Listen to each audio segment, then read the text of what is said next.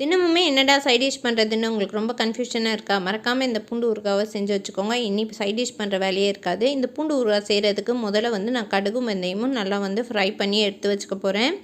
எடுத்து வச்சுட்டு இதை நம்ம ஃபஸ்ட்லேயே பவுட்ரு பண்ணி எடுத்துடலாம்.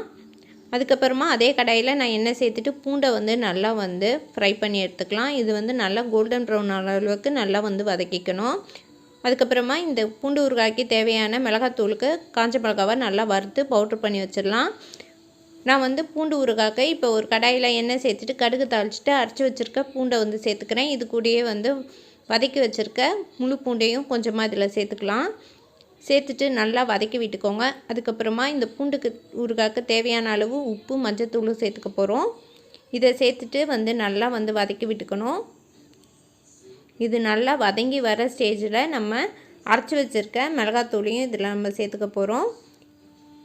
காரத்துக்கு தேவையான அளவு சேர்த்துக்கோங்க. அதுக்கப்புறமா மிளகாத்தூள் நல்லா வதங்கின பிறகு கொஞ்சமாக எண்ணெய் சேர்த்துக்கலாம். நான் ஃபஸ்ட்லேயே ரொம்ப எண்ணெய் சேர்த்துக்கல, கம்மியாக தான் சேர்த்துருக்கேன். இதெல்லாம் நல்லா வதங்கி வந்த பிறகு புளி கரைச்சல் எடுத்து வச்சுருக்கேன், அதை இதில் சேர்த்துக்கலாம். சேர்த்துட்டு நல்லா கொதிக்க விடணும்.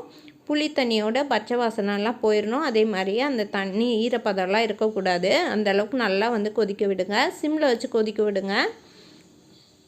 இது நல்லா கொதித்து நல்லா தண்ணிலாம் வற்றின பிறகு எண்ணெய் பிரிஞ்சு வரும். அந்த ஸ்டேஜில் 1 டீஸ்பூனுக்கு நான் இதில் வெல்லம் சேர்த்துக்கிறேன். வெல்லம் சேர்த்துட்டு கேஸ் ஆஃப் பண்ணிவிட்டு நல்லா கலந்து விட்டு இறக்கிட வேண்டியதான். சூப்பரான பூண்டு ஊறுகாய் ரெடி. கண்டிப்பாக உங்கள் வீட்டில் ட்ரை பண்ணி பார்த்துட்டு எப்படி வந்ததுன்னு சொல்லுங்கள்.